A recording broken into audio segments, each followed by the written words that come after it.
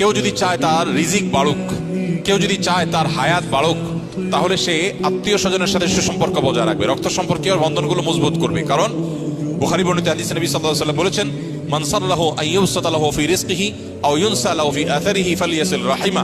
যে চায় তার রিজিক প্রশস্ত হোক, তার হায়াত বাড়ুক, বরকত হোক, তাহলে সে যেন তার রক্ত সম্পর্কীয় সম্পর্কগুলো বাড়ায়।